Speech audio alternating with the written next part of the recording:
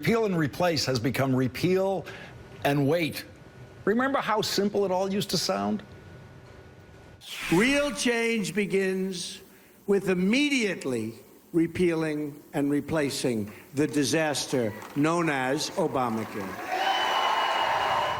That was a long time ago, about a week before the election. And here is Donald Trump 5 days after the election. We're going to do it simultaneously. It'll be just fine. We're not going to have like a 2-day period, and we're not going to have a 2-year period where there's nothing.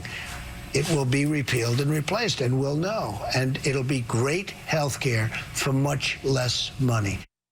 But now congressional Republicans who have been pretending for years that they just want to repeal Obamacare, knowing that they couldn't as long as there was a Democrat in the White House, are facing the political reality of what happens if they really do repeal Obamacare. 20 million beneficiaries would become very angry at the Republicans the day President Trump signs the repeal of Obamacare because they would lose their health insurance that day. They're out. No more long waits in the doctor's waiting room because they wouldn't be allowed in the doctor's waiting room. Donald Trump and the Republicans would be taking health insurance away from 20 million people. Now that they're actually in a political position to be able to do that, Republicans have decided they don't want to pay the political price for doing that. And so their new strategy is to repeal Obamacare early next year, but to delay the effective date of that repeal until 3 years from that, after the next congressional election. And in that 3-year period, the Republicans are hoping they can come up with something they can call a replacement for Obamacare, but there is no replacement that any Republican has ever proposed that would deliver health insurance to 20 million people. And the smartest guy in the Republican House of Representatives knows that. The first bill you intend to pass? Well, the first bill we're going to be working on is our Obamacare legislation. You're going to repeal it first? Yes. You're not pulling the rug out from under the 20 million people who already have Obamacare? We want to make sure that we have a good transition period so that people can get better coverage at a better price. So what are we talking about, months, years? I can't give you an answer to that. We're still working on that. But people have talked about 3 years in terms of a transition. I don't know the answer to that right now. What we know is we have to make good on this promise. We have to bring relief as fast as possible to people who are struggling under Obamacare.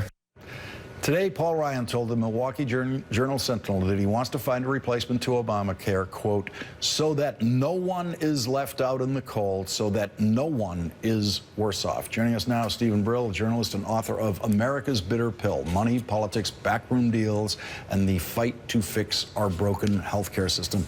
Steve, your book is the exhaustive study of how Obamacare was done, what's in it, how it works. The Republicans, Paul Ryan, have had over 5 years to figure out the answer to Scott Pelley's question, which is basically, what do you replace it with? And the Ryan rule now is not one person can be worse off after the Republicans have done their replace.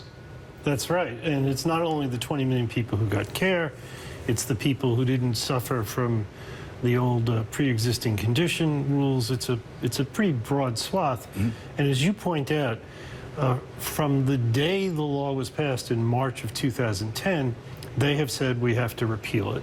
And the Democrats have said, well, what's your plan? In fact, their plan was Obamacare. It's worth mentioning again and again that Obamacare was a slightly more conservative version of Romneycare, a Republican, which was a slightly more conservative version of something Richard Nixon proposed.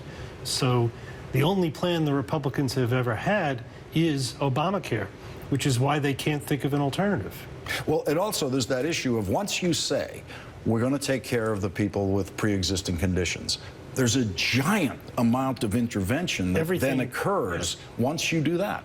Right, because it's the phrase they use is the three-legged stool. If you're going to let anybody buy health insurance who has a pre-existing condition, then to get more people into the insurance pool, you have to have a mandate, which the Republicans suddenly hate, but which is a concept invented by the conservatives at the Heritage Foundation and endorsed by President Nixon and endorsed by Governor Romney.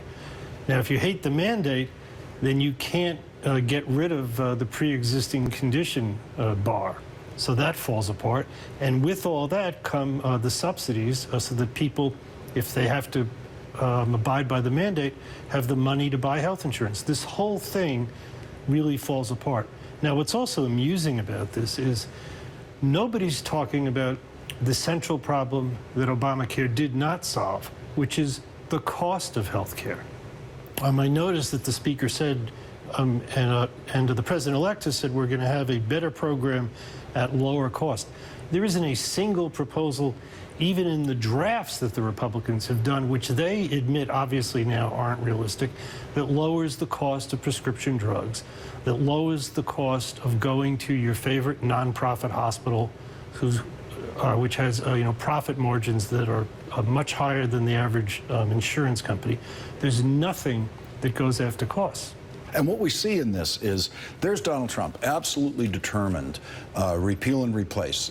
It's all going to be done at once. And there he is 5 days after the election saying, oh, no, there won't be a 2-day gap. There won't be a 2-minute gap. It's all going to be done at once. And then here the congressional Republicans saying, no, there's going to be a 3-year gap, and we're going to take care of the whole thing. And not a peep out of Donald Trump. If this is the model, as I expected it to be, Donald Trump is just going to be taking dictation from the House Republicans. Right. And let's remember that Speaker Ryan said, well, we need a 3-year transition.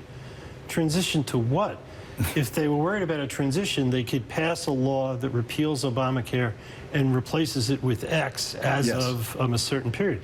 They haven't told us what X is because they have no idea. Right. And they've now, they would have had 8 years to deal with it with no idea.